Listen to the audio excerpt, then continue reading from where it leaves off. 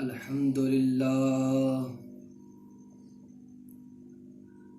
الحمد للہ زین النبیین وحبیبہ المصطفیٰ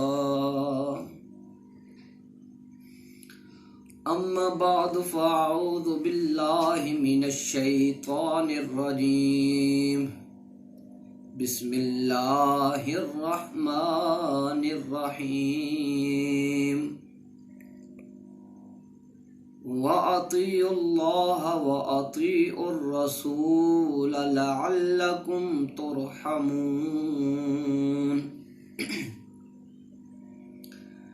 إِنَّ اللَّهَ وَمَلَائِكَتَهُ يُصَلُّونَ عَلَى النَّبِيِّ يَا أَيُّهَا الَّذِينَ آمَنُوا صَلُّوا عَلَيْهِ وَسَلِّمُوا تَسْلِيمًا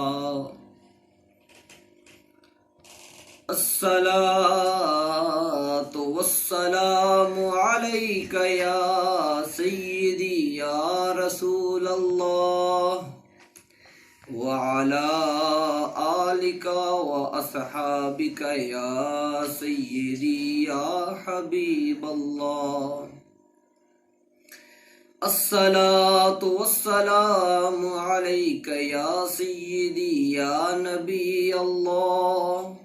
وعلى آلك وأصحابك يا سيدي يا نور الله گنج بخشے فیض عالم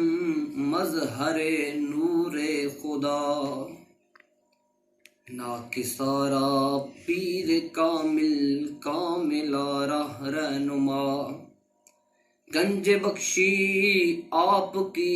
مشہور ہم پہ کر کرم کرواؤ کرم دونوں جہاں میں رکھ شرم یا سخی کر کرم کرواؤ کرم دونوں جہاں میں رکھ شرم یا داتا جی کر کرم کرواؤ کرم دونوں جہاں میں رکھ شرم۔ حمد و ثنا کے بعد نبی کریم رؤوف الرحیم صلی اللہ تعالی علیہ وآلہ وسلم کی مقدس بارگاہ کے اندر درود شریف کا نذرانہ پیش کرنے کے بعد اور حضور داتا گنج بخش علیہ رحمہ کی بارگاہ کے اندر نذرانہ پیش کرنے کے بعد رسول اللہ کے غلاموں السلام علیکم ورحمۃ اللہ وبرکاتہ۔ اللہ رب العالمین کے فضل و کرم سے میرا جو موضوع چل رہا ہے وہ طہارت ہے۔ بس میری یہی کوشش ہے کہ ہو سکتا ہے میرے اس بیان سے بھائیوں اور بہنوں کی اصلاح ہو جائے اور سب آپ اس بات سے آگاہ ہیں کہ میری گفتگو ہو رہی تھی طہارت کی پہلی چیز یعنی وضو پر۔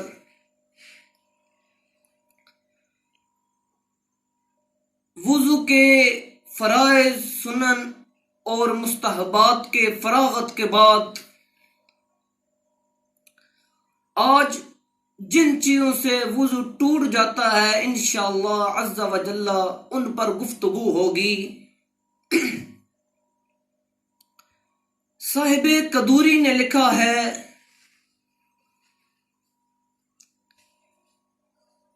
سبیلین میں سے کوئی بھی چیز نکلے اس سے وضو ٹوٹ جاتا ہے۔ اب سبیلین کیا ہیں اس کا معنی یہ ہے یعنی آسان سا اس کا مفہوم اس طرح ہے چھوٹے اور بڑے پاخانے کی جگہ سے کسی چیز کا نکلنا اس سے وضو ٹوٹ جاتا ہے۔ اس کے بعد زندہ انسان کے بدن سے خون پیپ کا نکلنا اور اس کا بہہ جانا، اگر نہ بہے تو پھر وضو نہیں ٹوٹتا، اس کا بہہ جانا اس طرف جس کو پاک کرنے کا شریعت نے حکم فرمایا ہے، اس طرف اس کا بہہ جانا، اس سے بھی وضو ٹوٹ جاتا ہے۔ اس کے بعد دیوار یا پلر وغیرہ یا اور ایسی کسی چیز کے ساتھ ٹیک لگا کر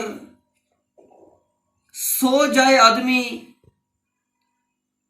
تو اس سے وضو بھی ٹوٹ جاتا ہے۔ یعنی اگر ہم اس چیز کو ہٹا دیں یعنی اٹھا دیں تو وہ آدمی گر جائے تو اس سے بھی وضو ٹوٹ جاتا ہے۔ اگر آدمی گرے نہیں یعنی ایسی چیز کے ساتھ ٹیک لگا کر بیٹھا ہے، وہ گر نہیں سکتا تو اس سے وضو نہیں ٹوٹتا۔ اس کے بعد بے ہوش ہو گیا اور اس پر پاگل پن مغلوب ہو گیا، یعنی پاگل پن اس پر غالب آ گیا تو اس سے بھی وضو ٹوٹ جاتا ہے۔ یہ تمام کی تمام چیزیں نواقض وضو ہیں۔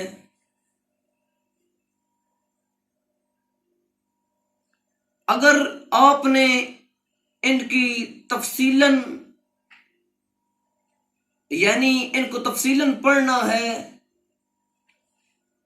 ان کی تفصیلاً شرح دیکھنی ہے تو قدوری شریف کتاب کا نام ہے، اس پر دیکھ سکتے ہیں، اور صاحب قدوری نے اس پر گفتگو کی ہے۔ اللہ رب العالمین سے دعا ہے کہ وہ ہمیں اپنے اور اپنے محبوب کی صحیح معنوں میں اطاعت کرنے کی توفیق عطا فرمائے، اور اللہ رب العالمین کے فضل و کرم سے آج ہماری وضو پر گفتگو مکمل ہو گئی ہے۔ تو انشاءاللہ عز و جل آگے چل کر غسل پر گفتگو ہوگی۔ اللہ رب العالمین سے دعا ہے کہ وہ ہمیں اپنے محبوب کی سنتوں پر عمل کرنے کی توفیق عطا فرمائے۔ وآخر دعوانا ان الحمد للہ رب العالمین۔